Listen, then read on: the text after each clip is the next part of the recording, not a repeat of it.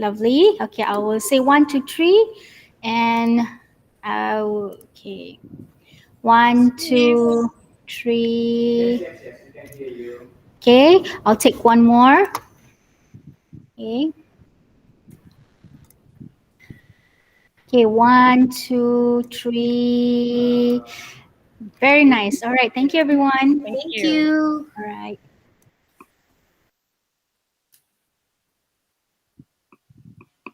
Okay. Shall we start? Are we all here, Yes, right? yes, Prof. Anne. Okay. So,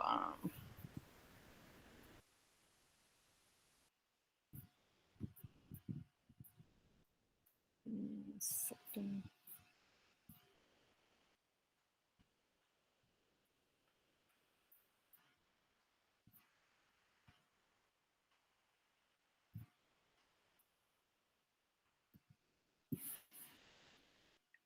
All right, I will start, and I put my title screen. Okay. Share.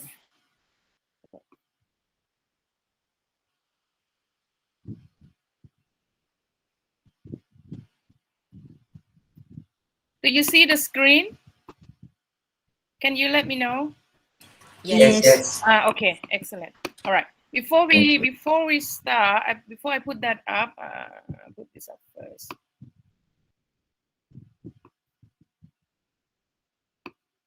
All right, I shall start now. All right, just maybe we can have time to chat with our paper. Okay, first of all, I would like to welcome everyone to the session this afternoon, and I'm sure that this morning we have a very good session with our two professors about technology and about innovation.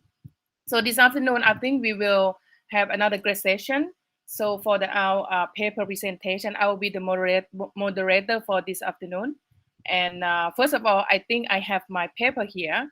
So to better start with my paper, after that, I can focus on the remaining of a value paper for the rest of our presenter as well. So as you maybe already know, my name is Anne. You just call me Anne. I'm from Thailand, and my full name is too hard, to remember. Suwari Ashton. Everyone know me by name Anne. I'm very glad to be here again, and I'm very happy to work with all the team from Malaysia. We've been working together for many years, right? 2 years ago, we were there in Penang, and we expect this year we will be at Sarawak, but unfortunately, we have to do on virtual online webinar at the moment. But I'm sure the next year or the following year, we will see each other in the real time. And first of all, I would like to thank all the team.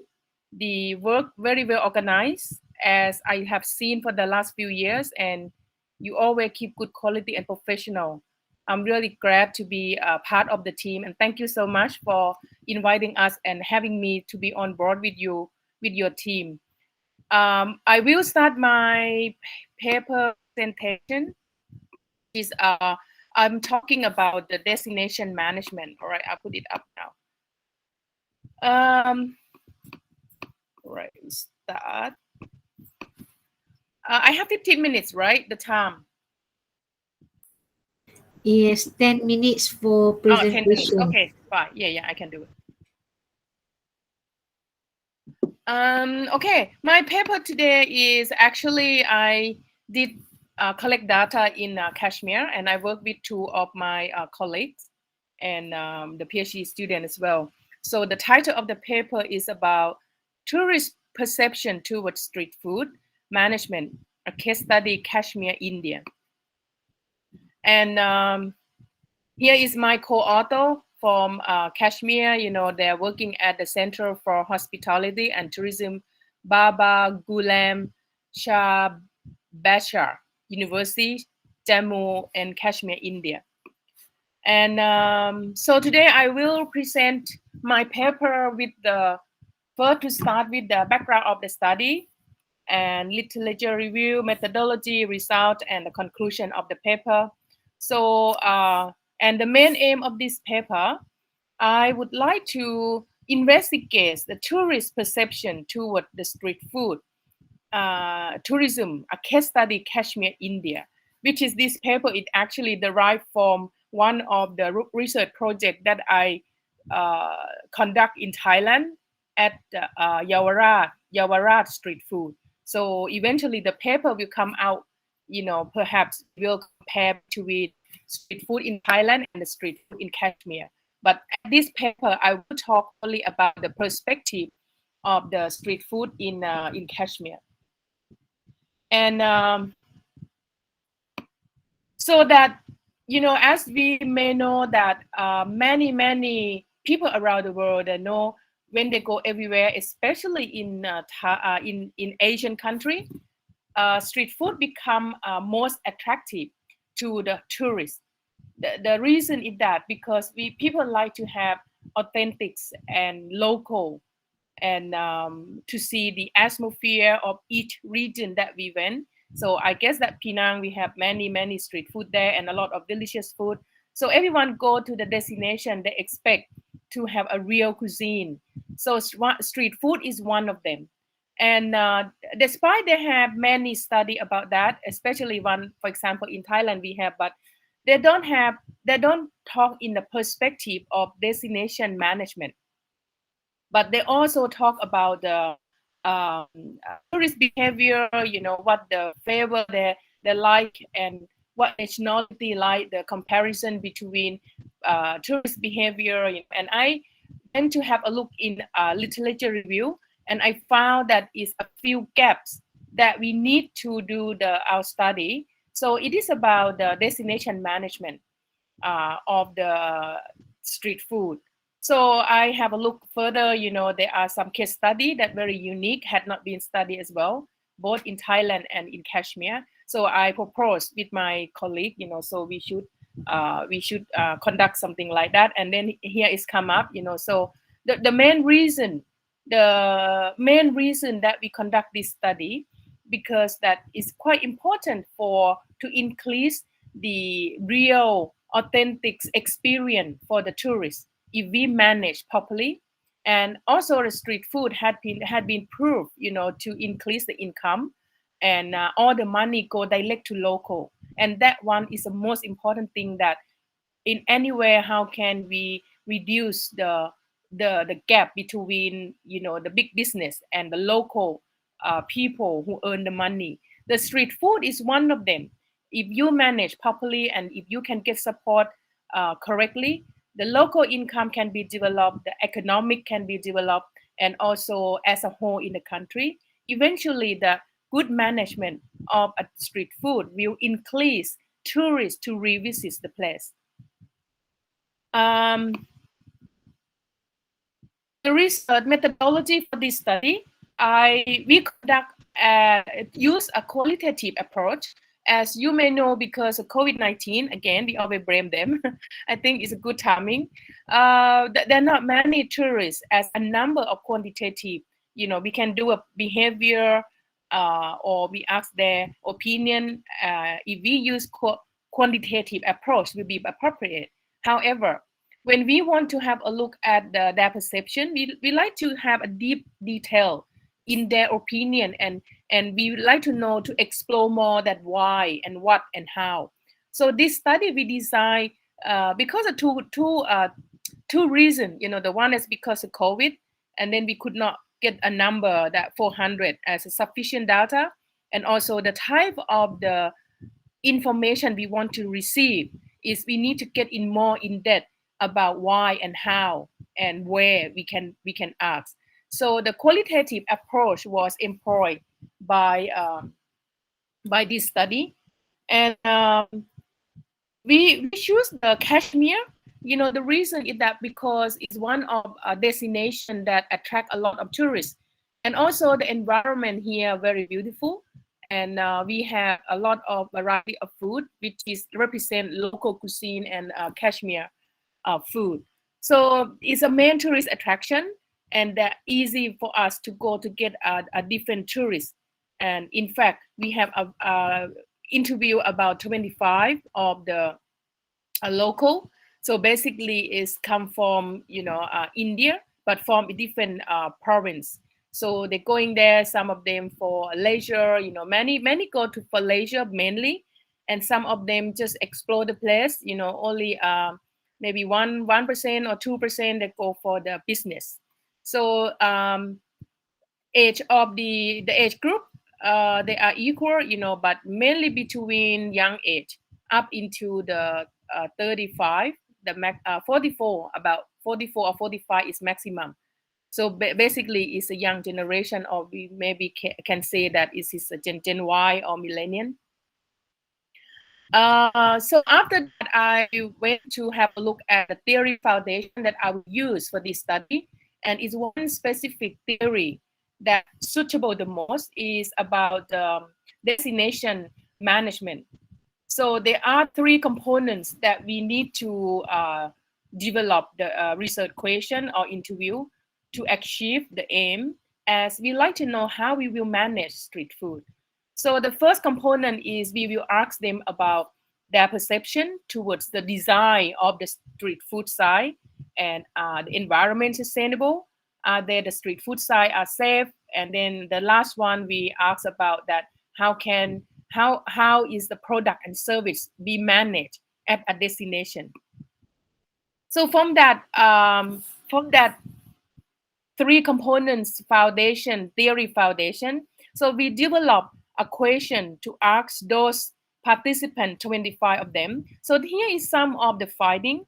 So mainly I found about four key main points that is it related to how to make the street food a better destination management, and then we can get the return guests. The first one, they said, the most important thing is about the construction side. Many places when you go to the street food, you can't find the seat, and then you have to stand up. But sometimes it get the atmosphere, you can stand up and then you use finger food and walk around. But my participant, they recommend that it would be much better if we can provide enough seats for them, if they can sit, or they can have a central area where people go to buy the food from the store and then come back. The cleanliness is also important. Safety, and when you walk along the street, as you said, the street food in Thailand, we have the street food in the main one, a world famous one. We in the evening we just don't have. We just block the traffic. We are walking street only. But in some area, maybe the expand of the people who walk, maybe have to consider about safety, and this is the most important thing. And the second thing is we found that the place needs to be considered environment sustainable. As at Kashmir, the surrounding area, the cover with a lake, they have all other activities that where people can join, and also the green environment is most important thing. And in many places, you no need to chop the tree, or you no need to build a building. You just build all the store and blend to the environment. They love to see the green environment. They love to see a sustainable rather than the street food that they're full with a modern thing in at the destination, covered with the nature. The third thing is they're talking about well managed about tourism product service, particular sophisticated of the food. Like at the display. One of them said that when they went into the place, they see the colorful of the food, and not only that, being Kashmir local cuisine, many of them maybe get the smell of curry, and maybe perhaps you can get the aroma, and the noise and the sound of cooking, something like that. So the colorful of the food, but the most important thing is about service quality. It's still needed, like professional said this morning, service quality is come into a very important, is still all time, even post COVID-19. It will still need service quality. However, it will be different way of service. Post COVID-19 need to put in place more about crisis management in terms of health and safety, and in terms of about the eating food, without diarrhea, or they have some protected. the cleanliness, like I said before. So the staff need to be friendly. And I think everywhere we go, even pre and post, everyone want a friendly staff. But we found that the main unique about Kashmir street food is the people, local people are so friendly, and they display the foods and use a local culture, and at what the people expect. If I go to foreign country, I don't want to see McDonald's. Of course, I like to see a local cuisine, like to learn about historical. Another thing add up is to show the showcase of the unique of the dishes in the destination is most important, as well as to display about the historical. What important of the dishes. Some of them it can be related to the local lifestyle or maybe related to religion. And the last one but not least, and this one it in line with the speaker, our keynote speaker said this morning. We nowadays we ship from normal world of using a technology, but we are beyond that. Even you walk on the street now, we see a lot of people, even the people who don't in trend with the technology, but they said they don't use cash anymore. And also one concern that because of COVID-19, and the person who still can use cash, they have to spray. The people are so alert about COVID-19 thing, and easy because we easy to receive those virus. But in this study, there are more beyond. They said when they go to the Kashmir local food, they only see a few of them that they can use transaction by mobile phone. And also you maybe I haven't seen yet. This thing is very new.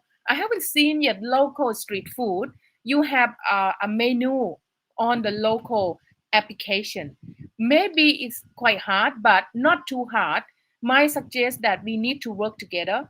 We need to collaborate together among the local and among the food store or restaurant. You need to put in the app together, and then the local food need to put all the a menu in there. The people before they enter, where they are. Perhaps if we can do that. But and I know that in the street food, some country you don't have a specific permanent place. You will have take turn and change all the time. But this is very challenge. If we can do that, it will make the destination management for the street food is more professional and convenient, and also to avoid touch the cash, and it rather to pay by the QR code, something like that. So at the end of this study, we have some theoretical contribution of a study. Firstly, if you want to have a good professional destination management toward the street food, the design and layout of the street food is very important. We should not be in the big main city. Why? Because of that, many people go to the city. The first thing we have to find the car park and the atmosphere and environment. And also you need to locate it in maybe perhaps outside near the environment. Especially maybe you can use as find a place where they're close to the local culture and heritage. And the last one is still not out of the trend, product and service quality management. And this in line with the new technology and the development of the IT.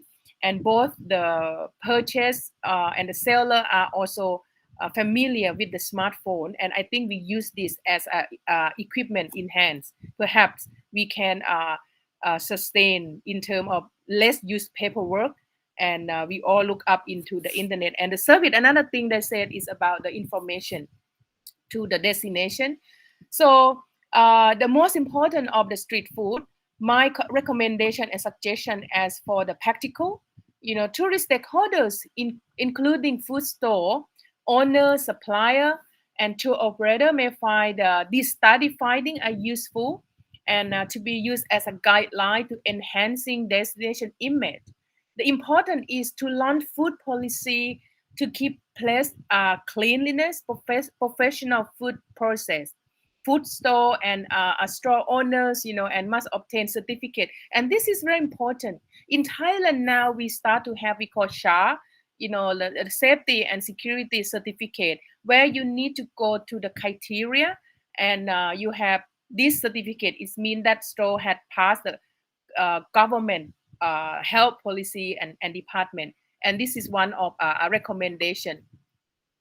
And in terms of the social implication, the management should ensure comfortable society between tourist and host destination, the best social interaction by enhancing image of food five sense, and this is come to play in a very significant important for the food. For example, you have see something is nice, colorful, but not only that, you need to have a good taste. You need to have a good smell of the aroma of the food, and then you need to have the sound of the food. Mean that like cooking way, For example, the sound of the chef hit the wok, and cooking, and lively of cooking and smiley of the chef, and that the main thing. Another thing is touching.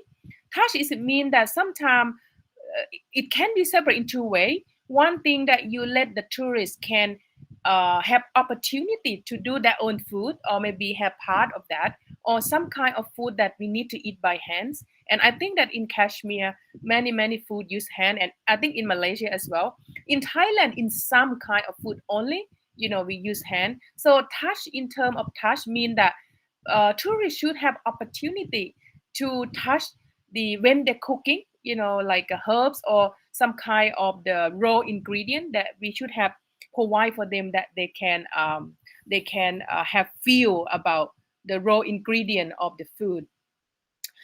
This study, the most important thing, another thing is the emphasis on the local experience or culture experience. The people are going there, actually some of them could not eat. Some people are Muslim, and if the place is a Muslim place, that is no problem. But in Thailand, that what we have is we are Buddhist country, but we only few provide a halal. But most of the people are enjoy more. They said they can eat, a small choices, but it's about the culture. So a showcase of the most important thing of the destination is a showcase of local. You should wear the clothes as a local dressing, or maybe selling your traditional way of life, and that is the most important thing. Perhaps local and social who live around there, it should be encouraged to wearing the costume, where to promote your local as well. This study has a limitation and come to the end. I said, during the COVID-19 and the difficulty to find people to talk, but and again, we can overcome with some people are willing to participate with our study. So in my recommendation for the future is a study conduct in a form of stakeholder perspective, need to provide the information in terms of how they manage. Are there the potential of management destination for the street food in different places? Perhaps we can compare between other countries as well. We maybe explore the perception of stakeholders in Penang or in the other country as well. So even in Nepal, so very interesting and attractive. Participant is during the COVID-19 is very alert about that, even though they let you interview, but the difficulty is about to be scared, when you talk, it's not enjoy, especially when you talk about food. Food is about smiling and enjoying, but on one hand, we keep in our mind that it is a COVID-19. We don't want to get infected about that. All right, so this is my presentation. May I finish my paper? So if you have any question, please let me know. Feel free to ask. Thank you.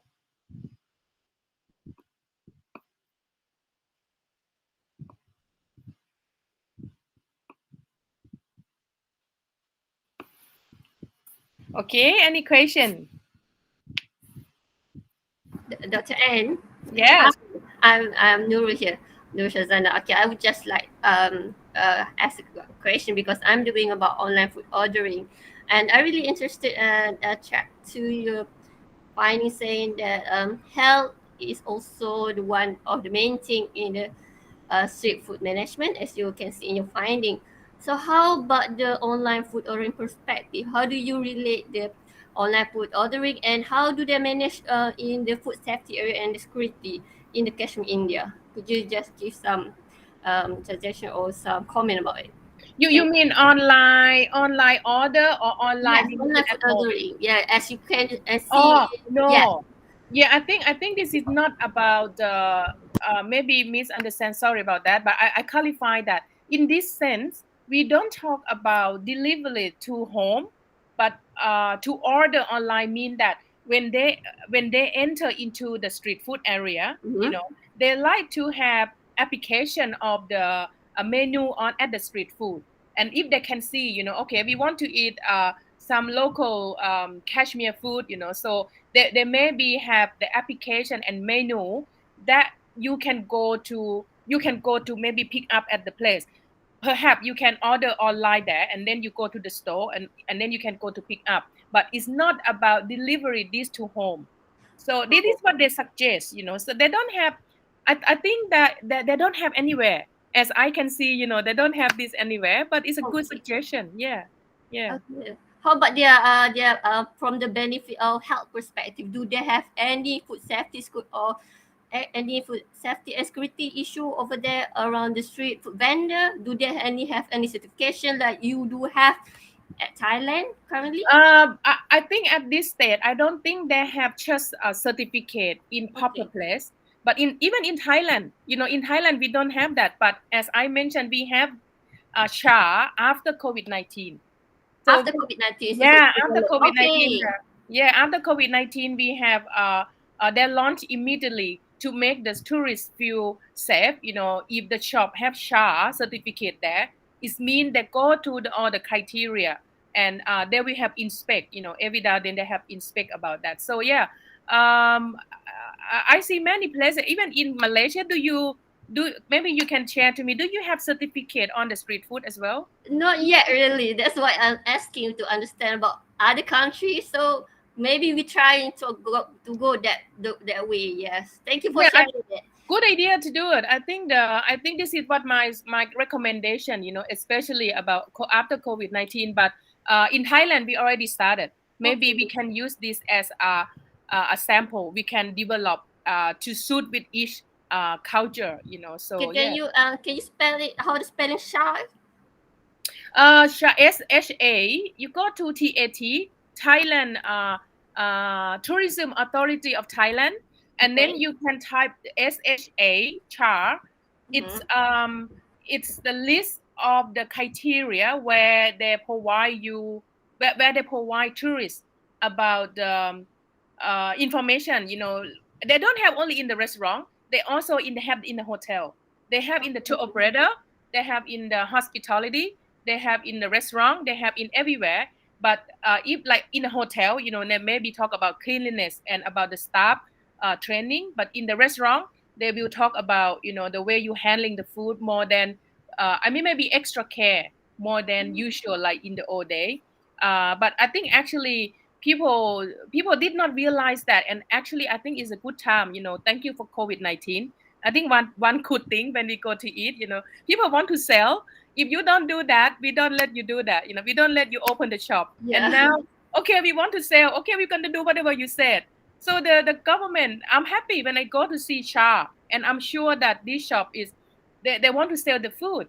And if they don't have Shah, the people don't go to buy that. So yeah. Okay. Thank you so much for your answer. You're welcome. Thanks for the question. That's very good. Very good question.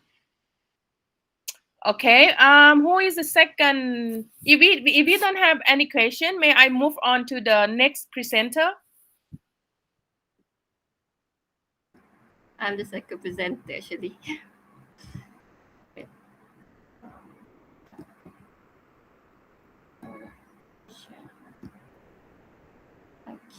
Can you see my screen?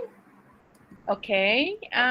Street food vendor. Wow, that's okay. So yeah, I give the floor to you. You can introduce yourself as well to the audience, and we have 10 minutes. Okay. Okay. Floor Good. is yours. Assalamualaikum. Very good. Good afternoon to everyone. Okay. My name is Nur Sazana Shamudin. I'm from University of Utara Malaysia, from the School of Tourism, Hospitality and Event Management. My field of expertise or my interest in study is online food ordering, as you can see. So my paper for today will be a street food vendor adoption of online food ordering, a pilot survey. So this research was supported by the Research and Innovation Management Center, RMNC, Institute of Malaysia, UUM, through a college grant to 2020. So this is a part of my college grant, which is currently I'm finishing it. Okay, this is the pilot study. Okay.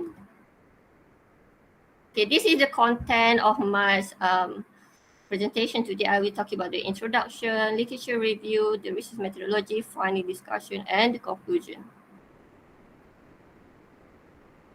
Okay, as you can see in all over the world, Malaysia, also in Malaysia, we are having a pandemic COVID-19, and also the food vendor is also affected. So I will begin by introduce what happened in Malaysia. So the first case COVID-19 in Malaysia was on January 2020. So in August 2021, years 2021, we have reached the first case of 20,000 cases in Malaysia. And almost at this stage, August 2021, almost all states in Malaysia have turned into red zone. Okay, at this date of the year, at the month of the year. So, but and Malaysia have taken several of steps to ensure the safety of the citizen, such as doing a national quarantine and cordon sanitary measures, such as MCO, which was called Malaysia Control Order, CMCO, which is called Control Movement Order, and EMCO, and so on. These measures are different. Well, each type of measure is different. As we can see, MCO is much more stricter compared to MCO, EMCO, and so on. So this pandemic and also the quarantine have affected a lot to the national. And in Malaysia, it also have effect in the economic downturn, and it's also affected in the food vendor. So the study, the purpose of the study is to develop relevant questions by gaining an initial understanding of food vendor adoption of online takeaway food ordering platform by using technology organization environmental framework, which is TOE.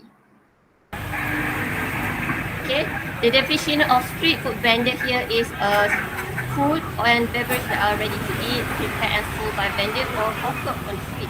Of course, this is the definition given by FAO 2020, and it also contributed to the local economy, including the tourism attraction.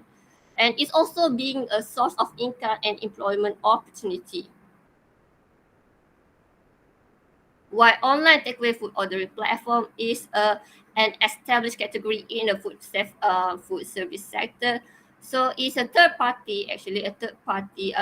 It is not supply any food, but it's a third party sector that provide consumer with one-stop delivery or one-stop of directory to search for restaurant and meals for takeaway. So it only existed since 1993, but only achieved the popularity among consumer in 2010.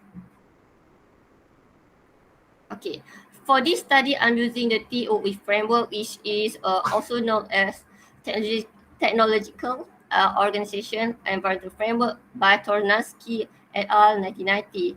It is used to understand the adoption of by a firm of about the technology. Because if you wanted to understand about the adoption of technology by individual, mostly we use PAM or UTAUT. So it has been used mostly by the small and medium enterprise, but it's rarely used in the food service industry. Okay. For this study, I'm using the framework of TOE and also additional of IDT, is Innovation Diffusion Theory framework. So in IDT, we have three variable, which is relative advantage, compatibility, complexity. Combined with the original one, which is the TOE, which this one, the framework from the organization context, we can change it, depends on the context of organization that you wanted to put at. The same also for the environmental context, where you can change. It depends on what are the environmental context that are related to the SRE or for the firm. Okay, for the methodology, okay, this study using a quantitative approach, a questionnaire survey, and are using for this study is a face-to-face. The reason for me to doing the face-to-face is because the difficulty of gaining respondent, due to if I'm going to distribute it through the online, there are no response from the food vendors. So for me, the doing the face-to-face is the most appropriate, even though during the COVID-19 pandemic. So the date for the data collection is between March 2021 until April 2021. So we successfully collected around 29 food vendors in the Pasir Gudang, Johor. During this time, during this period, Pasir Gudang, Johor, which is around a small city in Malaysia, around 1,500 population, have experiencing CMCO, which is control movement um, order. Okay. But at this time, during the CMCO, the customer are still allowed to dine in, allowed to having a takeaway, but if they wanted to dine in, they have to have a perimeter of 1 meter per table. Okay. So the questionnaire design for this pilot survey is the demographic question, around 12 questions. There's around it's comprised of 5 questions, general question, and 7 questions for related to business. So for the like a scale question of using five point of scale, there are about 22 questions related to the POE framework. So this is the demographic profile of the study. So from the study, I have found that there's a 21 respondent, mostly male, and 8 respondent are female, around 72.4% of female. So this is the majority of the respondent. For the age group, as you can see, most of them are around 21 to 40 years old. And for the education level, as you can see, most of them are just on learning until secondary school, around 19 respondent or 65.5%. Further on, this is related to the business detail. So as you can see, in these years of establishment, around majority of the respondents only established the food vendor operation 1 to 3 years, so around 55.2%, and their profit mostly around 1,001 until 3,000, not much. Okay, around 24 respondents or 82.8%. So the result and the finding for the robotic test, I found that this framework and using the TOE and IDT are reliable and valid. As you can see, the corn bunch alpha acceptable value, which is more than 0.7, while the composite ability, if I use PLS, SEM, 0.6 is the acceptable value. And the Fortner-Lacker criteria for the discriminability, which I didn't show here, is show that all are acceptable result. Okay, the conclusion that the TOA, the framework, the consensus framework are valid to be used. And the TOE framework also can be used to understand the food vendor adoption of technology, especially. So I don't need to delete any item in the pilot survey or the questionnaire survey. So for the actual data collection, the target is 300 respondents. I just finished my data collection recently, but I haven't got the actual data due to the some limitation because of some food vendors are afraid to go out and sell and do the operation of their food vendor. But that is enough for me, I think. So for the future study, those who wanted to use to understand the adoption of the food vendor of the technology, they can use TOE framework to the adoption of the technology. That's all from me. Thank you so much. Interesting. Thank you very much, Nurul. May I ask that where do you base now in Malaysia, right? Yes, in Malaysia. Are you in Penang or you in? No, I'm based in Kedah. in northern, near the Thailand, near the Danok. We are close. Okay. Yes. Can I ask you the situation of online food at the moment? Are there more than usual, or people cook at home, or how do you deal with the I think maybe Thai, maybe we're not concerned about halal, right? And then Yeah. when we order, so you need to get the Muslim food, right? Yes. So how about the online now? Are they more popular now?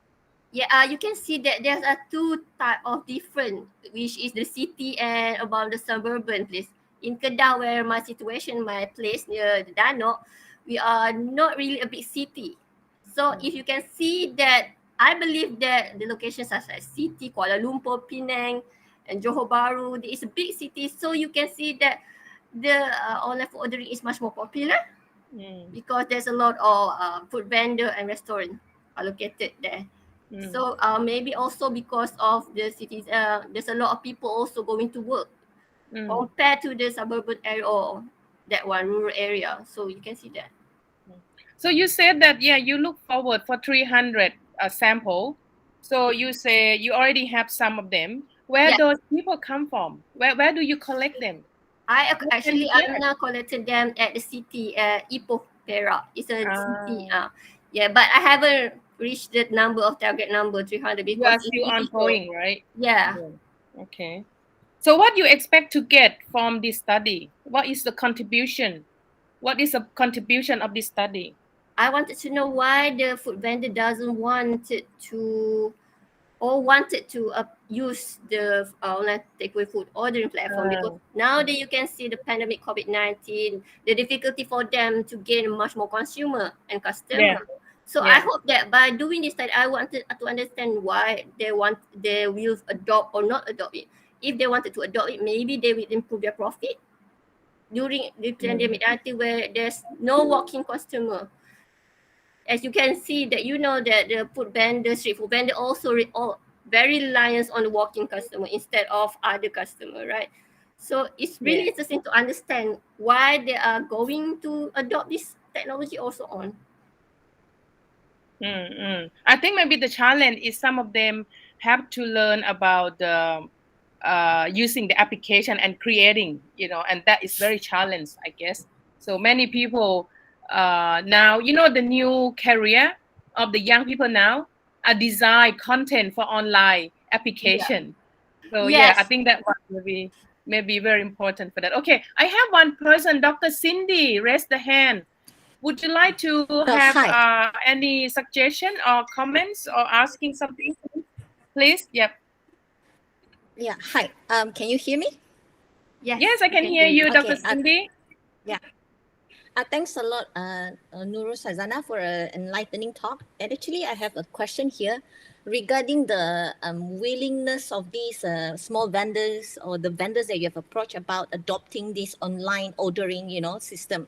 Because I've seen in the news that where, some food vendors were unhappy because of the fees imposed by the app, which is very high, and it caused them to earn so much lesser, so they become unsatisfied and thus maybe resort not to use these online platforms available. So what do you think in this what do you call that, problems faced by current vendors, small vendors especially? They probably cannot afford this. The issue may be right. Yeah. Yes, thank you, Dr. Cindy. When I'm going through the face-to-face interview, it's really interesting to find there's two different category or two different group. Whereas one category, there's a food vendor doesn't have a lot of profit, where there's not much customer that buy through the online food ordering, and the other group is the one that have a lot of customer whereby their food are much popular. The one that are much more popular around the customer and around the online takeaway food ordering will say the opposite things that you are saying too. But those who are not getting a lot of profit or saying that there's not people are going to buy from them are saying the one that you're saying. So that is my comment. So it depends on the food vendor actually, how they wanted to attract or how they want to promote and how their food tastes. I think that is the problem for the food vendor. if they wanted to attract this customer to buy from them, actually improve on their taste of food firstly. So it does depend on how popular the vendor Yes. are with their products prior to joining these platforms in order to make sales. Yeah. Yes. Yes, that Okay. is my Thank you. finding. Yeah. Thank you. Yeah, I think did you collect only the customer, right? You collect from only the customer. No, I call it around among the food vendor actually. Not Oh, okay. yeah, so Well, that's why I'm gaining their all the problem, all the yeah. issues that. I think that Dr. Cindy raised a very interesting question, and maybe I jump in with the comments. The with the price in Thailand, we are complaining a little bit about the online, and even me myself, when I during the past 2 or 3 months, I can't get out and run out of the thing on the fridge, cannot cook. Only one way we order, but we found that the price is double. Yes. And I know that the vendor doesn't get it. You may be add up in the question that the food seller doesn't get those extra money, but the person who get that is online, like Grab or Panda, Food Panda, or sorry, it's a cat in the kitchen. Yeah, I just leave a comment, maybe just aware. So how can they solve with the price that may be extra, but after COVID-19 over, will this issue, or will this popularity still exist? So yeah, just a little bear in mind about that. But I think it's a good idea to ask. Yeah, a good idea to do this. Yeah, we'll do the future research study about that. Thank you so much Yeah. for the comment. Okay, thank you very much. So if we don't have any more questions, thank you, Dr. Cindy. A very good question, and you raised a very interesting point.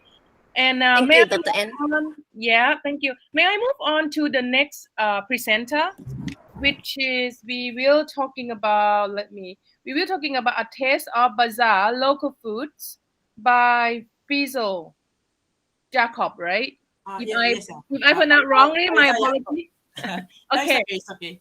All right. Okay, the floor is yours. You can take over when you're ready. Thank you very much. All right. Let me start my presentations. Can you see my screen?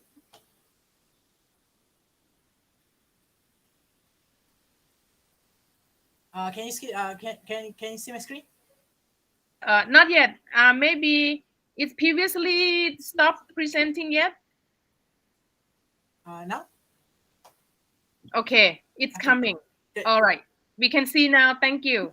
All right. We can see Okay. it. Thank you.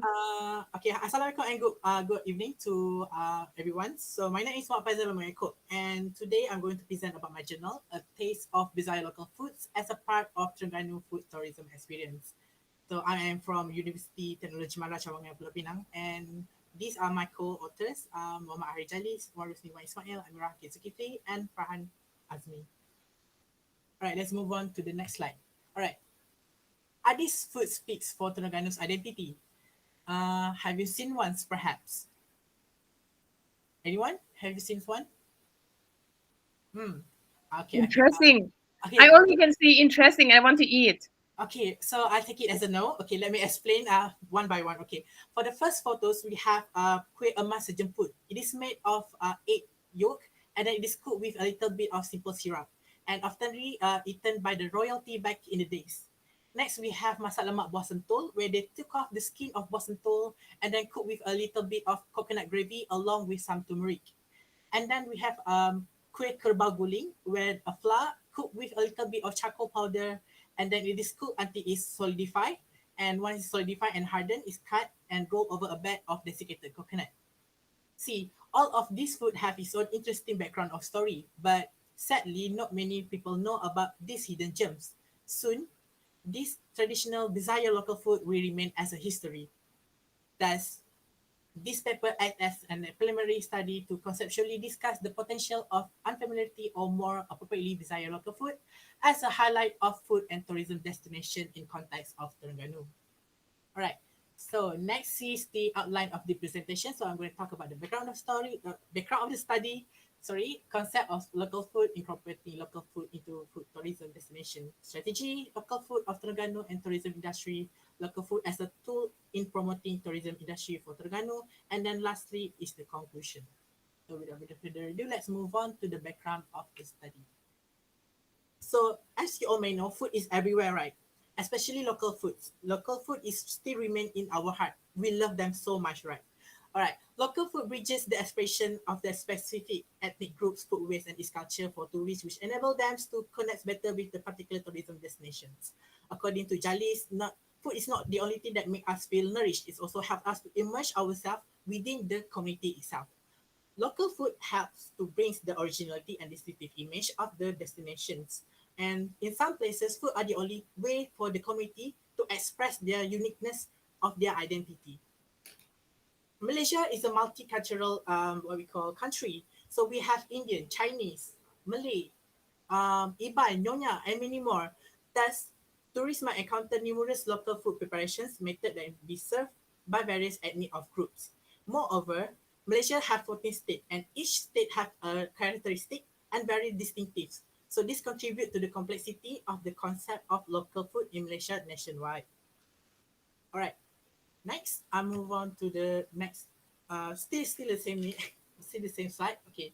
Malaysia has the population of around 32 millions, and Terengganu is around estimated around populations 1.25 millions, and approximately 55% of the Terengganu populations is Bumi Putra. The geographical location of Terengganu and the local and the food traditions are the evidence of symbiotic relationship. Local foods helps to bring the originality and and make it distinctive. Eating ambitious social eating ambitious social identity because the way in which people prepare their food and also be the way which they project the sense of the community. So each of the community that lives in the Terengganu, they have a very different district. They possess different type of skill or way of making their local foods. So this is what the study is focusing for. And local food also refers to a product that reveals the culture and culinary tradition of a local community. Right. Next, we move on to the concept of local food. The concept of local food has been discussed and analyzed by so many what we call scholars, right? So they found out that the main focus in the overall concept of local food, which contribute to the both the flavor and physical appearances as quality to differentiate between places and ethnic groups. Cooking ingredients are found to be cooking ingredients is found to be the main focus, right? So regional place food policies are established to ensure the quality of local food and to control the agricultural activities. Creating a sense of a place of destinations provide tourists with a precise knowledge about local food production from the surrounding society and place. Specific agricultural activities and food productions practice could be provide clearer picture of the geographical area, what we call regional practices, serving technique and preparation technique. Lee 2017 identified and emphasized that food waste, cooking ingredient selections, cooking methods, and flavor profile are the four major components in studying and interpreting the local food of place. So all of these, what we call, of all these, I'm sorry, I forgot to. Okay. So all of these elements creates Terengganu's local foods. So we start off with the food waste. Food waste are the combination of two words which are food and waste that refers to the way people prepare their food, serve and consume. And that is enabled to identify the identity of the community, ethnic, gender locations, and religions. Different types of ethnic possess different type of food waste, as I mentioned earlier. Traditional way seems to be a really symbolic to each what we call to each culture, and it's really sensitive topic. All right. Next, we move on to the cooking method. McCoy stated that cooking ingredient selections. McCoy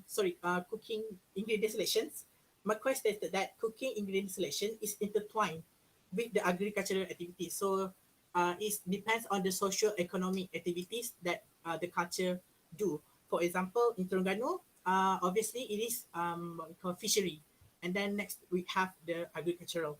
So it is rooted in the community and its history and defining the cultural identity of a place, a person, and the region.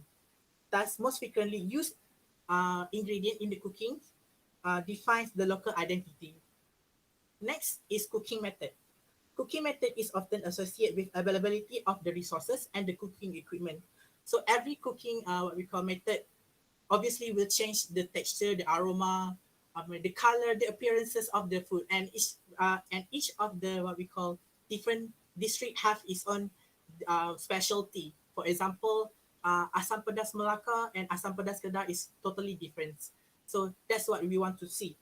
Cost stated that this could be the harness or additional information in marketing a place or tourism destinations. Right, next we move on to the next we move on to the flavor profile. I'm sorry. Okay, for the flavor profile is a quite tricky section is because um, it is useful to understand on how local dish is prepared and served with different taste or quality. Local food of a place tourism destination can be categorized according to the flavor profile. As you all may know, West Malaysia is located near Thailand, right? So sweet and sour is kind of our stuff. So we are influenced by Thailand's flavor profile. However, there are some part of the local food, a place of tourism destination that convey desired flavor profile such as being too spicy due to the usage of the chilies. For example, Melaka. Melaka is using a lot of chilies in their cuisine. So some people cannot stand to eat their asam pedas or their local cuisine. But however, there are some part of the in Malaysia, despite the food looking alarmingly red, but it tastes really sweet. That's why we want to explore the flavor profile even further. And next, we move on to the incorporating local food into destinations, marketing, and branding strategy. Right? Okay, food that is unfamiliar is more appropriately perceived as providing desired food experience to people who are not local as viewed as unique, interesting, or exciting and reflect the culture of the country. Food specialty or local can be interpreted as a tangible meaning of capturing a certain region, and increasing number of countries are starting to focus on the uniqueness of their local produce and in order to create the so-called local delight or local taste. And those countries are Thailand. Thailand are really good in promoting their local food. We are really envy of Thailand. And then we have Korea with their K-Wave. They managed to what we call uh, give informations about their local food, about the tteokbokki, kimbap, and many more. And then we have Indonesia with their Bali wave, their rendang, Indonesian rendang, and what we call ayam geprek. And then we have Taiwan. Taiwan also boarding in this bandwagon because they are using their agricultural products such as pineapple and turn the pineapple into something that make memorable experiences for the tourists, which they turn the pineapple industry into pineapple tart. So they commercialize pineapple tart and say, if you are not visiting Taiwan and not buying the pineapple tart, you are not visiting Taiwan. So that's what we are trying to looking for. It's something that you can do to use as a tool, and we saw it as a what we call desire food as a one of the tool that can be used, same as the Taiwan. Okay, next we move on to the local food of Terengganu and tourism industry. So I'm just going to explain briefly about the anthropology of the Terengganu because these anthropology are important because these are the things that influence the local food currently. So the trace of humans can be tracked in Terengganu can be traced on 10th centuries where the people who live in Terengganu are kind of like a nomad. And then according to the Chinese travelers, Terengganus were separated into three parts, which is Kerajaan Fuloan, Kerajaan Terengganu, Kuala Terengganu, and Kerajaan Dungun. And then the Chinese traveler described that this traveler kind of have the similarity of the people that lives near the Thailand. And then we move on to the Maratha Empire, as we all may know. Maratha Empire is a Hindu Buddha religious, and then Terengganu heavily influenced by that. And then, but in 1303, the found of Batu Surat, it stated that Islam has been in Terengganu due to the Arab travelers that they came from the China during their what we call trading session. And next, for the British colonizations, British colonization, Terengganu falls under the negeri-negeri tidak bersekutu, and it doesn't have a major assimilation and acculturation compared as Malacca, where there are a lot of immigrants from China and India, and that's why Baba and Nyonya, what we call ethnic, were born. But in Terengganu, it is stated that it's remained as a traditional port is that is not really what we call advanced as Malacca. So this preserve the uniqueness and the old ancient Malay food inside it. All right. Next, okay, distinctive of each religions. With regards of political landscape and governance structure, Terengganu is formed by 7 districts, which is Besut, Setiu, Kuala Terengganu, Hulu Terengganu, Marang, Dungun, and Kemaman. So each district practices certain agricultural activities and production based on their soil and climate sustainability. So each of the part that lives near the what we call coastal area is more into like a planting coconut, and then for in Hulu Terengganu, most of them are planting forest harvest such as ulam. We can and then in Hulu Terengganu we also have what we call tasik kenyir. Yeah, tasik kenyir. And then continuous effort are planned in executed in various related stakeholders to ensure local food sustainability as well as source of income and employment for the people of Terengganu. So the government has some initiative to make it more novelty for the each of the district. For example, in Hulu Terengganu, the government what we call give one program which is the the farming of a river prawn, and they try to make it novel to the Hulu Terengganu itself. Okay. Next, okay, Terengganu tourism industry. Terengganu started to invest into tourism since 1980 through promotional activities of island and beaches. So through this, the government tried to promote sea turtle as a tradition, what we call sea turtle as an icon of tourism of Terengganu, not only for Terengganu, it also for the Malaysian. Among new tourism niches and tourism icon, it has been promoted. There are new new iconic destinations such as Tasik Kenyir, what we call, and then we have Taman Tamadun Islam. We have the drawbridge. The drawbridge is currently popular in Terengganu. Terengganu pays careful attention to its tourism initiative, so it can be utilized as a strategic tool, not to only just attract tourists but also deliver an image which represents the state. All right. Next, we move on to the local food as a tool in promoting tourism industry.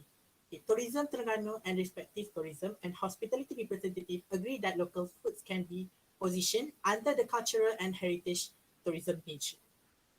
Tourism authorities and hospitality representative in Terengganu believe that there are few local cuisine that speaks for Terengganu, such as nasi kerabu, nasi dagang, keropok lekor, satar, akop, lasam, ketupat, and many more. However, as described by Jalis, it is important to spot Terengganu close competitor, which is Kelantan, which is the neighboring country, where they share the same marketing strategy by promoting their local food. I mean, like the food from Terengganu and Kelantan are quite similar, but it's different in flavor profile and the food waste. To our observations, these are the elements that what the local authorities pick to make a promotion of one particular local food. These 3 elements, along with Richard's recommendations, are good, and almost all of the selected food represent Terengganu, but is not highlighting the desired local food of Terengganu, or merely for the sake of marketing and commercializing the dishes or the meal. So for the appearances, is around like is it wrapped with banana leaf, and then distinctive taste is it spicy, it is sweet, and then the cooking process typically is the cooking process is around like baking or like grilling, something kind of boiling, and that's what the government, the local authorities saw as the element of the local food. Okay, so this is the food that typically promoted by the local authorities. We have the first one here. We have nasi kerabu. So nasi kerabu, and then we have here nasi dagang. We have next here we have keropok lekor. We have here satar, and then this is akok, and this is ikan budu. So all of this food really represent Terengganu. However, it does not give the food waste of the Terengganu, and some of it are really not fulfilling the four elements that Lin recommended. So the Bisaya local, the Bisaya Terengganu local foods. Okay, throughout the discussion, Terengganu has everything: the food resources, the diversity of its population, and more of these key elements contribute to the Terengganu's local foods and further distinguished by its people. Limited number of words written in the context of Terengganu and its local food and culinary lack in understanding of the story behind of this meal. So being selective on each dishes, my meals when educating is about local food of Terengganu may seem impractical in today's lives. There are a lot of unique and exotic local food were left behind and did not stand chance at all. So there are a lot of desired foods that are available in Terengganu, but however, the local authority only focus on this food only. The nasi krabu, the nasi dagang, keropok leko, sata, everything is the same. So when we keep on repeating of promoting of this kind of cuisine, it's become too familiar and it doesn't have the what we call the excitement of enjoying the food. So we here are trying to give another example, another iconic, possible icon for the Terengganu, such as nasi kapit sambal. We have nasi lemak ikan tongkol, nasi telur, we have nasi belau, we have kuih keramat, nyo lempeng, pau goreng, and many more. There are a lot of Bisaya local food, but the local authority do not see the possible what we call the possibility of the food itself. Is this local food should have their own moment to shine, to make Terengganu is their make Terengganu have a lot of what we call cultural identity. Next, for the conclusion, as tourism authority with hospitality representative support and collaboration are encouraged to begin to rethink and do analytical discussion as well as consider to employ sustainability measurements in deciding the place of tourism destinations local food. Any dish or meal creations within the local food context deserve to be treated equally in speaking and telling story about the place or tourism destination, as I mentioned earlier.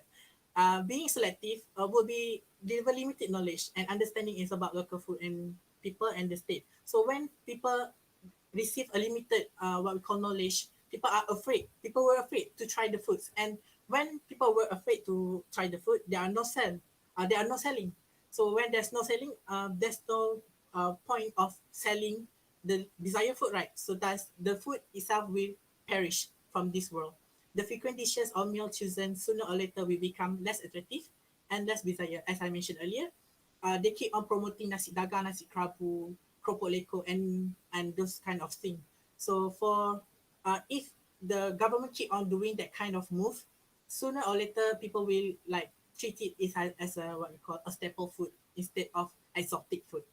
So that's the whole presentation. So anyone have any questions? Thank you very much. Always talk about food, make me hungry, and I love to eat that. Can I ask you what is your next step from this paper? My next step is to do the survey. We need to do the findings. Currently, supposedly we do the findings is around August, but due to the coronavirus and travel ban, we cannot do nothing. So as soon as the government lift off the ban, we will go to the Terengganu right away, and we will see for the exotic food that available at Terengganu. So what is your expected finding of this project? So after we gain all the data, expected Mm-hmm. finding is that we found a lot of undiscovered desired food that's available in Terengganu, because I'm also not really familiar with Bisaya Terengganu's food because I'm from another state. So when I hear this kind of topic, I was like, hey, why the local government do not promote this kind of food? They keep on promoting the same food. Like I mentioned earlier, the keropok leko, the sata and everything. The problem about that is that the food also same with the neighboring state, Kelantan. So there, in Terengganu, they also have their own what we call exotic cuisine. So our expected finding is we found the food, the cuisine that really speaks for Terengganu, that is Terengganu. That serve the food that serves on your table, that is Terengganu. So that So is how. yeah, okay, I understand. You will go to collect data Yeah, when we can with the tourists or with the local. with the local, Mm-hmm. because the locals And are the one. what is your main question would you like to get from them? I think for this one is more like a ask them what's kind of what make Terengganu food Terengganu. Okay. All right. Okay. Yeah. I think that very interesting. I think your study, if anyone have a question, maybe we can have a talk. But what my recommendation is, your research project is very valuable in terms of the same thing like Thailand. You guys know only pad thai, tom yum, and this Yeah, kind of food. yeah, Actually, we have many interesting local dishes and delicious, but just because you have perception in the same dishes, and then it was it was a shame that we have so many unique local cuisine from each unique culture, like similar to what you're gonna do is maybe link into my paper I present earlier, that I mentioned a tourist, they like to see a real local authentic cuisine. We don't yes, want to come to Thailand to see only pad thai and tom yum, but we like to know what is a unique North food, and like you said. But my recommendation, perhaps, if you want, maybe you can add it up as a additional recommendation. You need to focus of why isn't local, unique, delicious, and famous and very local have not been brought up to promote it. So perhaps not only in the local will know that. You will not get the point if you said, okay, Professor Ann, can you tell me what good about pad thai, or what good about, let's say, what good about gang hang lei? And I'm sure that many of you never heard about that. Gang hang lei, gang is mean curry. Hang lei is a North typical food, the most popular for North people. And then when the people go to North of Thailand, they will have, everyone will eat it, right? But if you go to ask the people what is good of this local food, I don't think you will get the best result of why government did not promote the typical local food. So you need to maybe perhaps asking some of the expert or something, that what can we bring this kind of typical local food in this region to be a brand, a new brand of local food, so we can get to know more than, like your food. I know only what I forgot a lot of food in my head. I know a few of them, nasi, no, not nasi goreng, renang, I can't pronounce that. I know a few, and then I keep see the same thing. When I go to Malaysia, every time I don't want to eat only the same thing. Perhaps the problem is not about local want to promote, but the person who bring the tourists there, they need to work together with the government and bring up a special dish. I give you one example. We have the airlines, the Bangkok Airlines. In the old day, we only serve on the airplane about normal sandwich. But last few years, 2 or 3 years, you know what they serve? They serve a North sausage, or we call sai ua. Sai ua is a typical north of Thailand, not come from Bangkok, not come from the south. And then when I got on the plane and I went to north of Thailand, and then they serve sticky rice with north sausages. And that this is the first time I was excited. I since I've been born and get on the plane, never ever see local typical North food on the plane. But I saw it. I take a picture and I'm so excited. And then I post and post, and you know what? Some foreigner that are interested to have a look and try, but some people they don't get used to it, and this is one of the problem. That was my recommendation. Why isn't your local food is good for local and did not get into country reputation? The first thing is perhaps there is lack of promotion. The second thing is maybe that kind of food it doesn't suit with a particular foreigner or tourist who doesn't take risk, who doesn't have risk taking. I can separate a tourist into two groups. The first group is about risk taking. They can try everything. If they don't like it, it doesn't matter. But another one is risk adverse, mean that if they see anything different, different shape, different ingredient, they're not gonna touch that. And I have that experience. So I think that the most important thing that you want to promote this kind of food, and I agree, Perhaps you maybe go to have a look that what are in the ingredient. You need to find the right consumer. If you have something that you can't see in there, there's some foreigner that they can't eat when they don't know what's in there, but actually some of foreigner, they love it. They love to try. Like I observe one of some of the guests on the plane. Some of them left the sticky rice and not sausages there, and some of them eat it, and some of them enjoy that. I think that the problem is not local. The problem is not about they don't want to, but it's about that where it stops, where is the dish that you want to create a new brand. I can say that you want to create a new brand of your local food, and this is about branding.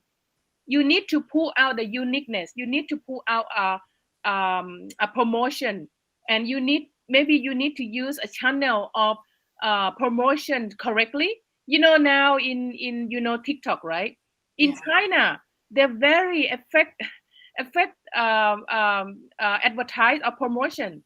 In one of the local village, they use a TikTok, and the next week there are a group of massive tourists go to that place, and then they're over tourism now because not enough accommodation, not enough accessibility, and then that because of TikTok promotion. So I think that the most important thing, we need to bring up a unique cuisine, and I agree with that. And that very good idea of the project. Right, thank you. Thank you very much. Who have any question? Sorry, anyone have a question? Okay, maybe we move on to the next paper. So thank you so much for your presentation, and good luck with your research project. Thank you. May I invite the third presenter? The fourth, I think the fourth. So if you are here,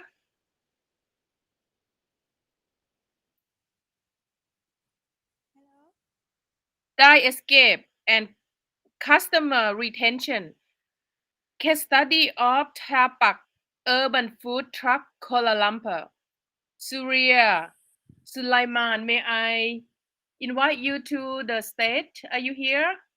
Yes, I'm here. The Nurul Nabila will present it on behalf of the team members.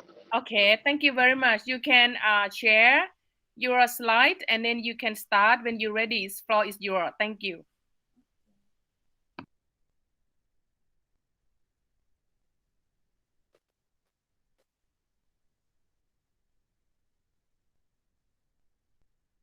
Hi, do you see my screen?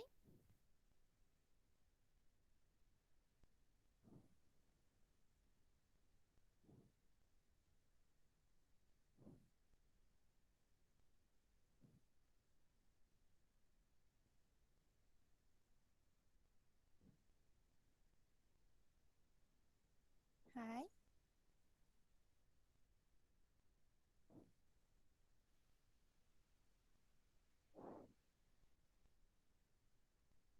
Hello, do you hear me? Yes, I can hear you. Maybe you make a little bit louder. You put the volume a little bit louder, a bit too soft.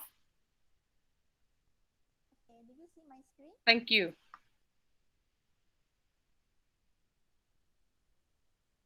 Okay. My title is Dinescape and Customer Retention. I can't hear you. I can't hear you. Sorry. Hello? Yeah, I can hear now. Okay, I can hear now. Thank you very much. Okay, do you see my screen? Yes, I can see your screen very clear, very nice. Floor is Okay. yours, please. Okay. So my title is Dinescape and Customer Retention, the case study of Tapa Urban Food Truck Kuala Lumpur. My team member is me, Nurul Nabila, and also Dr. Surya Sulaiman and Encik Fairuz Abdul Hakim.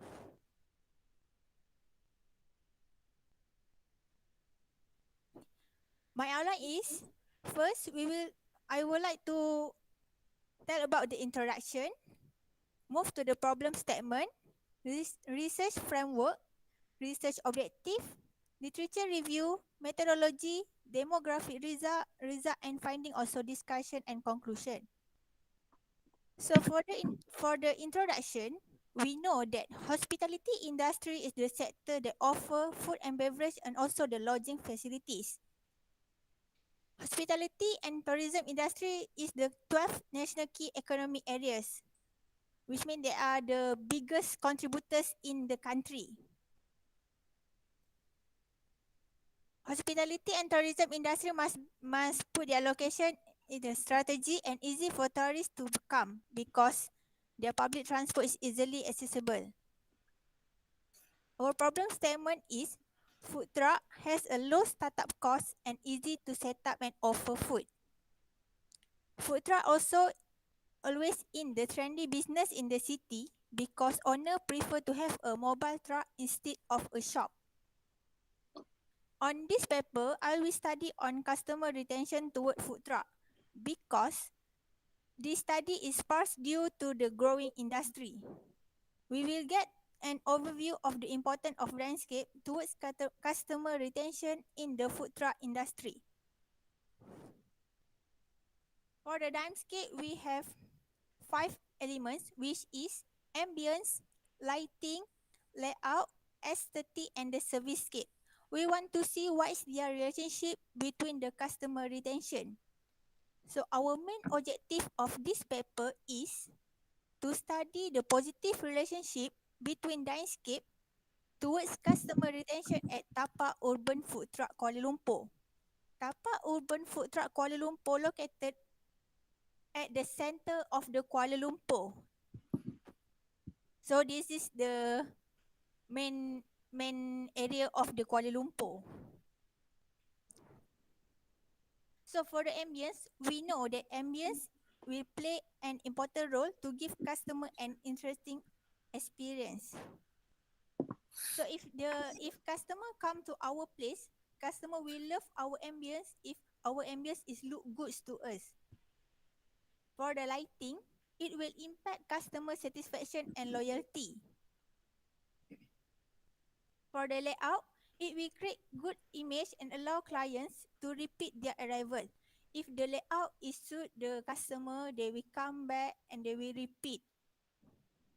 For the aesthetic, it is a conceptual design and decoration that represent the dining environment attraction. For the service staff, is a major part of place to motivate customer to frequent the place and provide good customer satisfaction.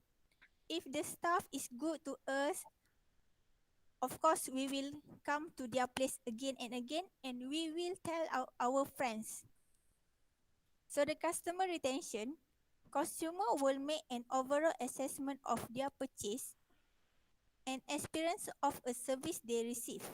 It is called a customer satisfaction. For this research design, I use a quantitative analysis. So they have a 3 section in our questionnaire. I use offline and online method, and the total population in Kuala Lumpur is 1.75 millions.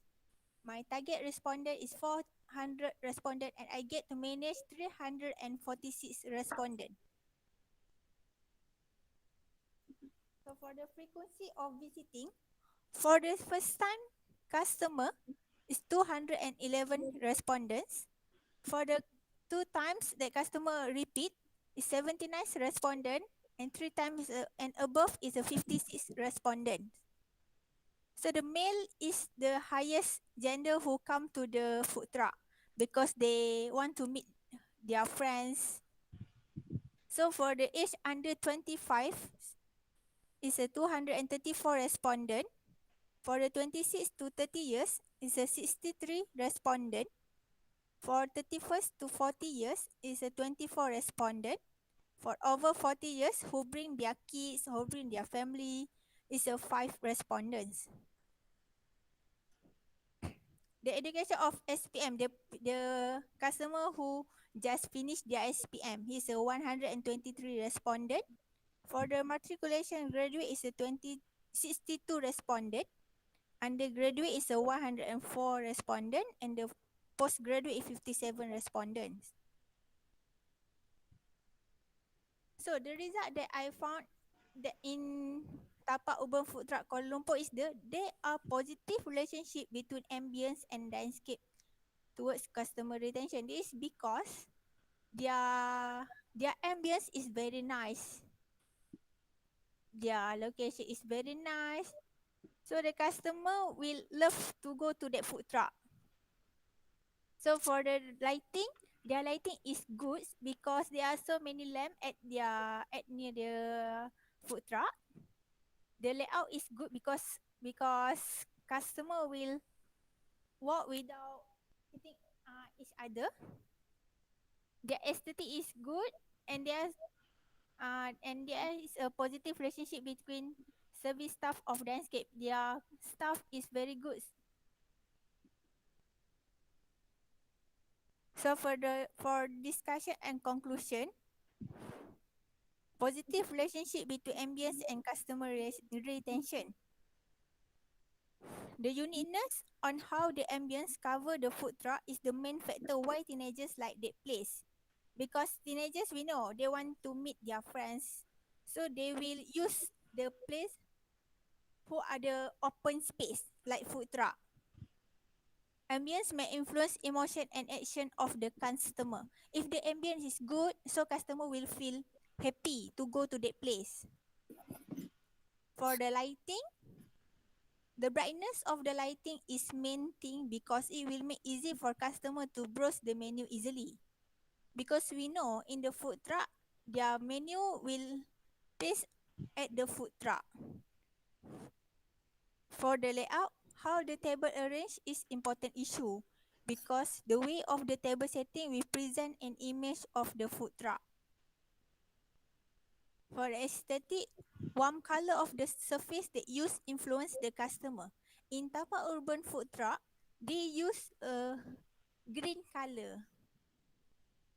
So the positive relationship between service staff and customer retention. For the good service staff influence a customer to revisit the food truck and provide customer satisfaction. If we are happy the staff good with us, so we want to go to that place again. So for the theoretical implication, we provide additional information and knowledge to the food truck industry, and we know that landscape is the major factor in influence business. For the practical, it will give benefit and effect to industry and customer indirectly. They need to know what customer needs and wants toward the era globalization of the world nowadays. For the limitation, I use the full fieldwork because I do this research before COVID-19. Fieldwork is the one of the limitation because some customer may not like to waste their time. Some customer may not like to read all the question and answer. So researcher need to get exact customer arrival and do a field survey only to get a real result. I go to that place and I give the customer the paper, so they need to fill in. But I didn't put comments at the end of questionnaire, so I need to put that. Do a field survey only and get actual result from the owner. Need to do a field survey also to the owner of the food truck. For the summary, food truck industry is the industry that in line with the urban life of culture. Because it is the simple food, will suit the urban lifestyle. So this is the Tapak Urban Food Truck Kuala Lumpur. I'm doing the fieldwork survey. So that's all my slide. Thank you very much. Interesting. Have you done all the study or this is not finished yet? This study is all done. All done? How long ago? In 2019. Okay, so you said that you collect the food truck area at Kuala Lumpur, right? Yes. So how many food truck in that area? So you probably won't have one, right? You have a different food truck in one area, right? Yes. And okay, can you explain a little bit more, because maybe I missed that. How did you collect data for those people to fill the form? So you go when they eat, or they finish, or when, and what time? Okay. I go to food truck because Tapa Urban Food Truck, they open from 6 p.m. to 12 p.m. So I go to that place. I Distribute the survey, right? the survey. Uh-huh. They need to fill up the form. I Uh-huh. distribute the survey after they finish their eating. Uh-huh. So, and how many questions did you have in that survey? About have 3 parts. 3 parts? 3 parts. One for the ambience, for the lighting, for the element. Have a 5 question. Yeah. Okay, 5 each. Approximately 40, 30 or something. 5, yeah. And yeah, interesting, because what is different between food truck and street food? Are they not the same in Malaysia? In Malaysia, food truck and street food is slightly different because food Uh-huh. truck they need to have their own mobile truck. Okay. For the street food, they just need maybe a tent, maybe a Uh-huh. chair. Okay, so I think, yeah, thank you very much. It's interesting, something new for me as well. When I go Kuala Lumpur next time, I try. Now I have Dr. Cindy. She would like to have some question or comment. Please feel free to talk, Dr. Cindy. Yeah, thanks, Dr. N. Nurul Nabila, thanks for the presentation, but there is something I probably had missed it. But what is this Dinescape actually? You mentioned, but I think I didn't get it. What is it? Okay. There's a word Dinescape that you keep using throughout your talk. Okay. In the Dinescape, we have. Sorry, I can't really hear. Can you put the mic closer? Hello. Yeah. Okay. In the Dimescape, we have some elements. Dimescape actually is the overall of the element that needs in food and beverage industry.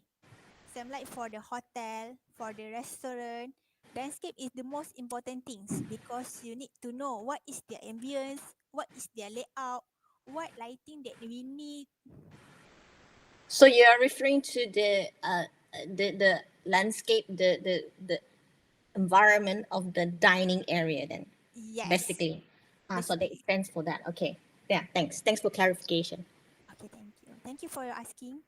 Yeah, thank you, Dr. Cindy. I think maybe you can put up the slides. The one that you have ambience, right? That is a component of Diascape, right? This one. Oh, no, hang on. Or this? Yeah, this one. Okay, no. Oh, yeah, this one. This is the components of Diascape, right? Yes. Are there any other study that propose more than that? So for me, I think you not focus on only about food. In my opinion, I think you focus only the ambience and the environment around the food truck area, right? Yes, Are there because any kind of food that involved? no, because we want to know why customer want to come to that place Okay. again. Yeah. Maybe I can help.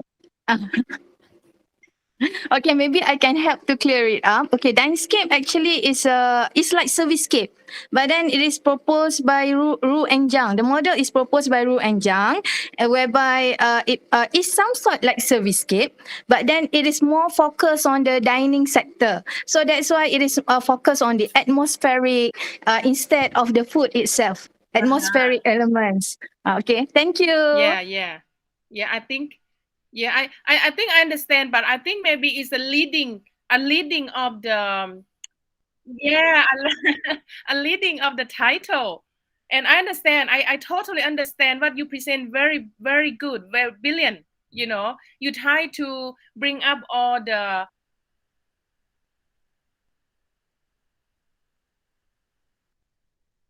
probably have a little bit of, you know, like Dr. Cindy said that this study, we will focus about the environment where the food truck. However, I think it's missing is, even though you said that 6 or 7 components of the dye escape, it's they don't have anything related to food. But I don't believe that people go there just for the atmosphere. If you said food truck and my mouth watering, you know, okay, let's go for food truck, but no, we're not going to eat. We're gonna go to sit in the under the light. We're gonna go to see ambience. We're gonna go to see the service. But how could you tell about the food if you did not try and then you said the service is good? So in my opinion, you cannot totally separate the study only about dye escape without including the food in that sense, you know. So I mean, maybe you can do that, but in my opinion, as a researcher, I feel you are there already. You know, why don't you include about trying no need to be developed like a unique food, but I think maybe we can ask about the is it the food, because of the food you go there, or you just want to create the atmosphere. But I understand that the study said the people go back there service and atmosphere, the food is come second. But in my opinion, you already put your effort, your time, your money, you know, you collect over several hundred of the sample, but you left out the most one of the important thing of the dye escape. Dye is mean eating, you know, food truck is eating, but you did not measure the main actor as well. In my opinion, the main actor is also the taste of the food, but you don't have to be put in the top, you know. You just want to see overall atmosphere. And if you go there, good atmosphere, the food is not good, and I don't want to go back either. You know, so I think, yeah, maybe my recommendation is this research is maybe missing some point that is into the food. But if you said I will measure the dye escape in the hotel, or let's say you don't talk about food at all, my mind won't convey into the opinion of the food itself, you know. So, but actually it's good. Actually, it's good design. You know, you have a theory foundation to support your study.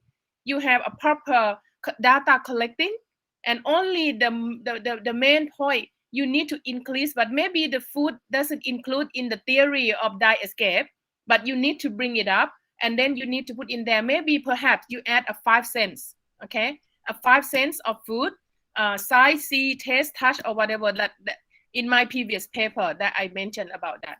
So, but thank you so much for the presentation and interesting. And you can go back to do some more to improve, and then we can see your paper published in the reputation journal. Okay, thank you for your Okay, feedback. thank you so much. Thank you so much. Yes. Okay, may I present the next I think the last one. Consumer purchase intention of vegetarian food in Penang, Malaysia, a study from health perspective. Noraini Rahim. So if you are here, may I invite you to the floor, and you can share when you're ready. This floor is yours. Thank you. Okay, thank you very much, Prof. N. Okay, myself.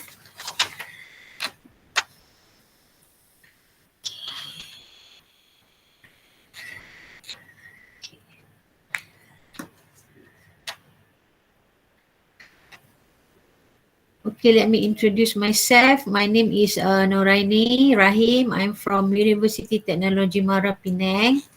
So today's topic is about the consumer's purchase intention of vegetarian food in Penang, Malaysia.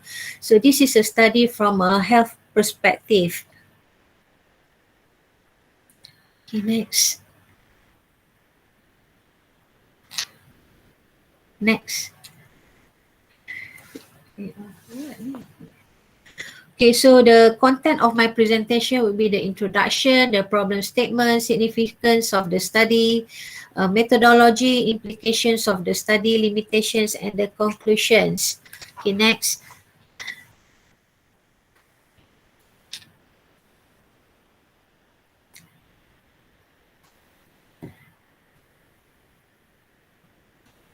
Next.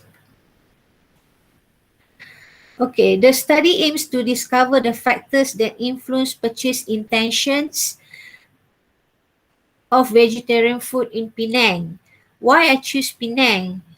Penang is my hometown, and Penang is one of the famous tourist destination in Malaysia. Penang has the reputation as being the food paradise in the regions, and it offers diverse and exotic mix of Malay, Chinese, and Indian cultures, which reflect the multicultural mix in the city. So Penang also known as a food paradise destination, foodie heaven in Malaysia. Okay, I believe that Prof. N also have been here last 2 years, right? So Yeah, I love it. yes, I want to go back. and you don't not enough time. Okay, Yeah, right. yeah. Okay. Uh, to examine why the study is important to examine the consumer purchase intention of vegetarian food among the different races of in Malaysia. Okay, let me explain a little bit about the vegetarian food. Okay, so before I proceed, I'll give some explanation about the vegetarian food. So this vegetarian food does not include any meat, poultry, or seafood. Meal plan that made of food that comes mostly from plant-based. Okay, so the example is about the vegetables, fruits, whole grains, legumes, seeds, and nuts. So in Penang, we have a majority Chinese, Indian, and Malay. For Chinese and Indian, have already long been practiced to be some of them to become a vegetarian, and these two religions encourage vegetarianism among them. Whereas for Malay or their religion is a Muslim, do not take any pork or alcohol, and it is forbidden. So the purpose of this study is to examine the consumer purchase intention of vegetarian food among these three races in Penang. Next.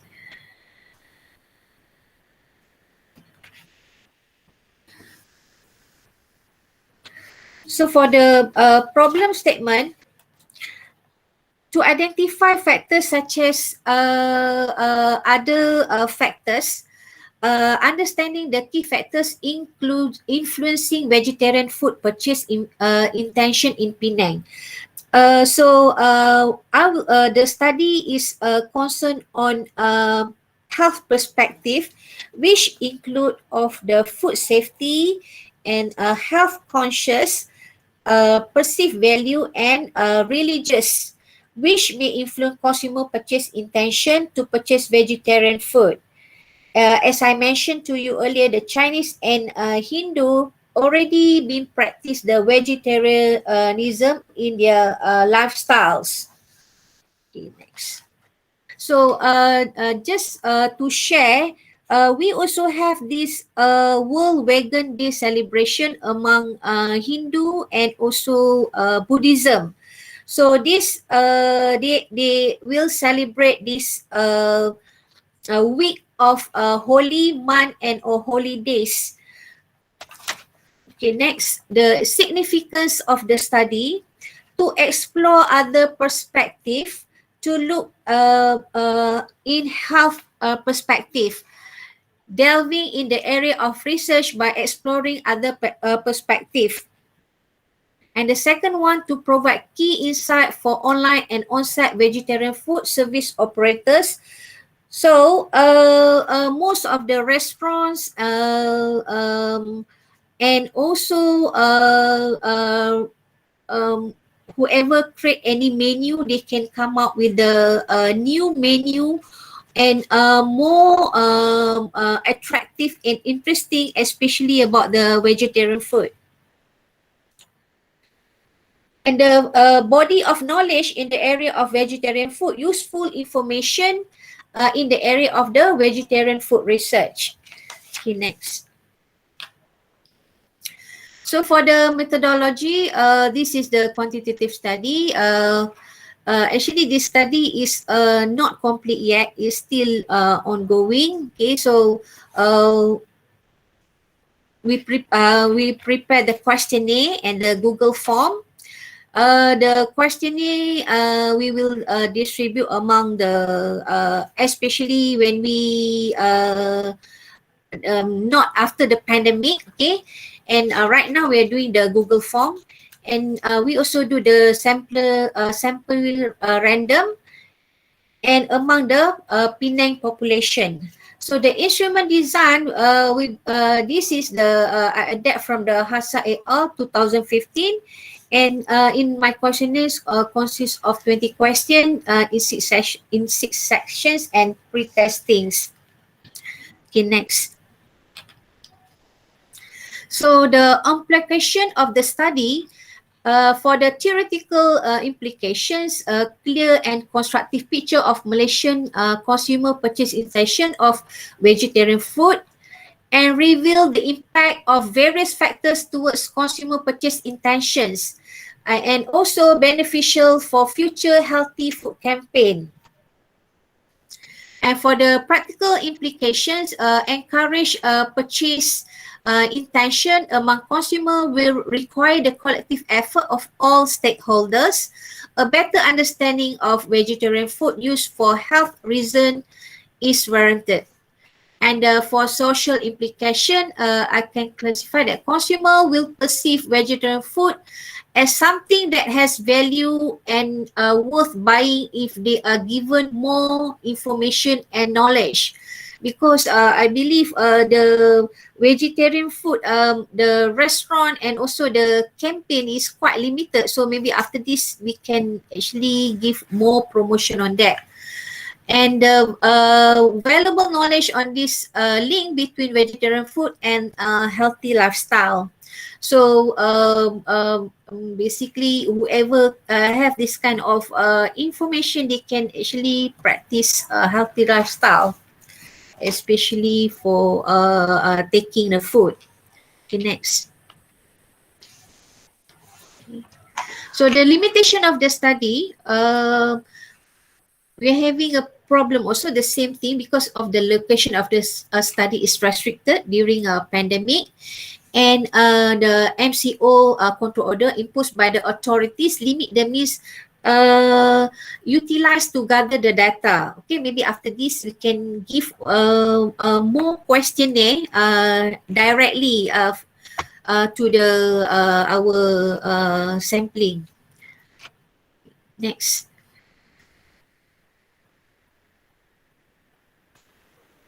So for the conclusion, vegetarian food holds the potential to be a profitable sector.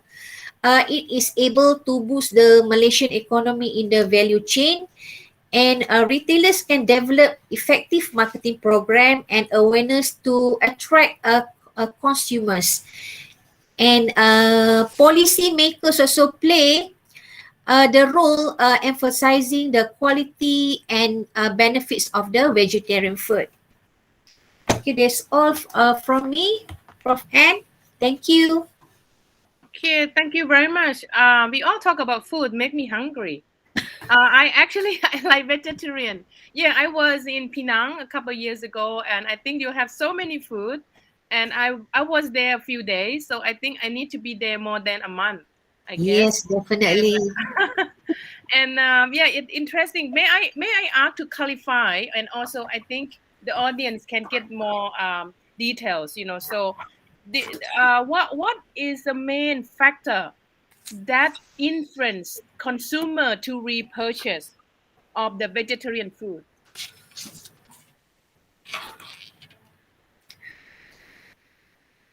To again, if you don't mind, Prof. What N. is what is the main factor Okay.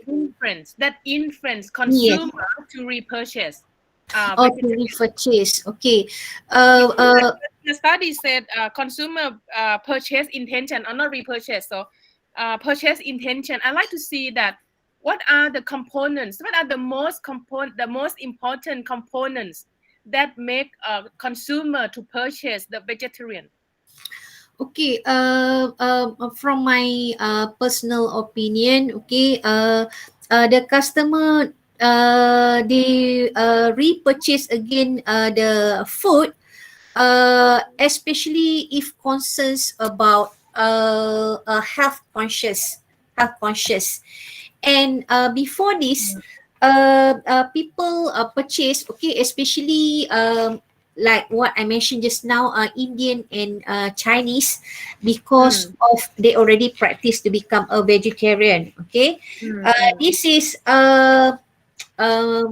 most probably from the parental preference. Okay, from small, and then beside that, for those who actually on diet, okay, they would purchase this vegetarian food, because I believe in the market now, they come out with so many, because they know that the demand is like uh, going up, increase day by day. Okay, so they come out with a different kind of food, like what I have taste in I went to Bangkok also, like this is the vegetarian, the vegetarian food, but the taste is actually with a different taste, like animal plant based taste, but they actually use the plant based product. It's not the animal product. Yeah, I understand. You mentioned before how many sample that you collect. Do you collect already or not yet? I maybe Not missed yet. it. Not yet. It's still. Okay. You are still. plan, right? Your proposal, your Yes. plan. Okay. Yeah. Yeah. I think Dr. Cindy, do you have any question, please? Hi. Yes, thanks, Yes, Dr. Dr. N, for this Cindy. opportunity. Thanks, Noraini, for the talk. I do have Welcome. some comments, though, not to say comments, opinion. Earlier on, you Okay. mentioned that some of these maybe vegetarian, they choose to be vegetarian because of health. Some, of course, is due to cultural background, religions. Yes. And if we, let's say they actually adopt vegetarian diet because of diet, I don't think it's true, because most of them, when I look at the vegetarian food, can be rather unhealthy. There's a lot of fried food, processed food, yeah, they come from soybean, but then they are basically processed too. It's not really healthy. And probably another one is I think vegetarian can also be broken down into another category, a vegan. A vegan, they do adopt a quite similar diet, but they don't take dairies, maybe eggs, things like this, right? So probably this will be another branch for Noraini to consider in future. Okay. All right. Thank you, Dr. Cindy. Yeah, no problem. Yeah, Thanks for that's the good. Yeah, that's good. I think this project is ready to go, or you just draft proposal? This one is a draft proposal first. Oh, that's good. Okay, Yeah. you will have time to improve this one. I think it's very good project, but there's still a lot of work. May I suggest with some of the content you need to do a study. Okay. In my opinion, the people who will eat vegetarian is not only the person who want to be diet or a religion. For me, instant, I'm not vegetarian, but sometimes I feel like it. I feel like it, but for me myself, I'm conscious about what I eat. So I would prefer that. You are right. The person who will take the vegetarian is sometimes they just want to control about their diet. However, you need to provide some more protein or something like that. That is one part. But another part, that if you want to know what makes people to purchase vegetarian, there are some significant factor that come to play the important part to develop this kind of food. You not only attract to the vegetarian or local vegetarian or culture or religion, but you will also attract other people who want, for example, I want to prepare myself to be vegetarian. So let's start it once a week. You go once a week Yes. vegetarian, and then Yeah. after that you slowly get into that, and this is one part. But in my opinion, how can you develop a model to expand further to sell vegetarian food for the normal people, for the other people who are interested, and for the maybe specific religion, or maybe for those people who are strict, like Dr. Cindy said, they are vegan as well, like that. Yes. You maybe can increase the volume of sale for the seller, for the people who, for instance, I give you a good example. In Thailand, I'm not Muslim, I'm a Christian, right? But I love to go to Muslim restaurant, because my student, a lot of them Muslim, or one of them, if we have one Muslim, the rest of that is Buddhist or Christian, we go to Muslim, because we know that you quite conscious, but I don't mind. And then when I go to the Muslim food, I enjoy that, you see. So you can increase the volume sale by try to find something that more attract, not only focus that you will sell only the person who wants to diet, or the person who become vegetarian, or some kind of religion that don't eat meat. And your study will be more worthwhile. Your study will be more expand about a model, and propose a new model to attract people, a non-vegetarian, to dine into the restaurant there, propose a vegetarian food. And nowadays, you know what? I am interested in doing a wellness research, and I try to cover 4 areas, which is I'm talking about sport for health, and spa beauty, and spiritual, and also healthy food. And this healthy food is I focus on, for example, one of my PhD students, he's doing slow food tourism image development. And the slow food tourism, it can be meat, but also can be vegetarian. So we can open more market. We can open more market. How can you make vegetarian is good? But another way, southern part of Thailand, we have a vegetarian festival. But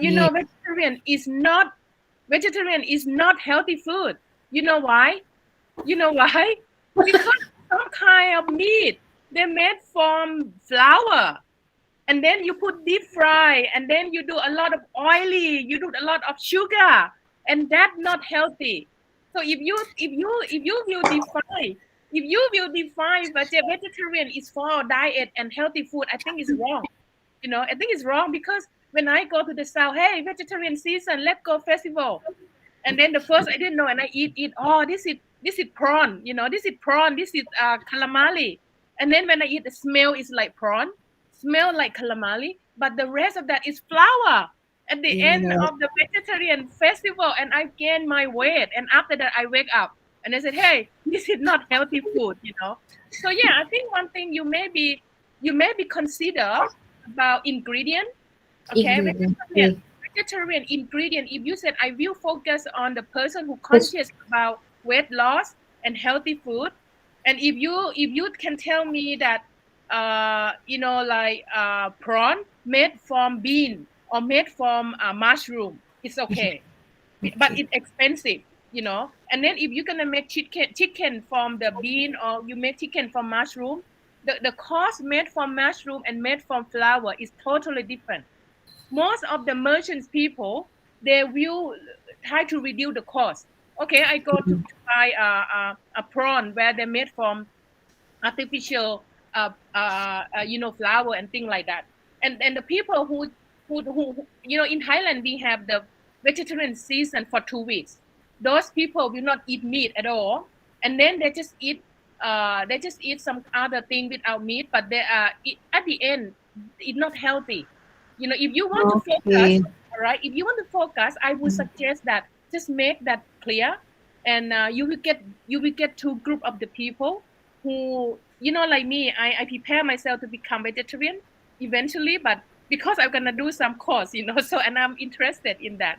So yeah, Okay. it's really good topic, and very, Okay. very interesting to know the result. Okay, thank you so much for your presentation, and I enjoy that. And I would like to thank you all the presenter, and thank you for contribution, for the question and answer thing. Thank you, Dr. Cindy.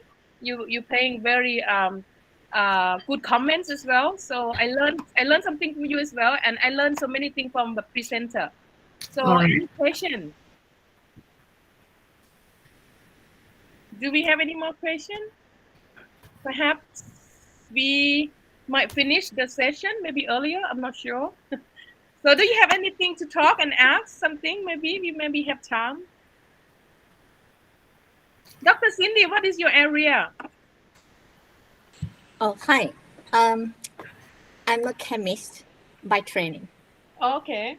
Yeah, so I joined this and listened to food, and they are very interesting in other parts of tourism too. So they are eye-opening for a chemist like me. Oh yeah. I think everyone eat food, right? Everyone eat food, every area. Yeah, food is Doctor, also engineer, doctor, engineer, we all eat food. So. Thank you so much. Excellent. Well, all right. I think I hope you learn from each other, and I learned from you as well. And thank you so much for the presentation project. I look forward to see something new from the contribution of your research project. And if you have any more question, or you have anything for me to do to help, you feel free to contact us. And thank you everyone. Maybe I may finish the session today, and I'll see you again on together on the closing ceremony. And Yes. in the meantime, we have 2 more days to go. So enjoy your conference this time. Take the most of it. Okay. Thank you. Bye Thank you bye. very much, Prof. Thank Ed. you very much. Bye bye. Bye. Bye bye. Take care. God bless. thank you. Bye You bye. too. Bye Bye. bye.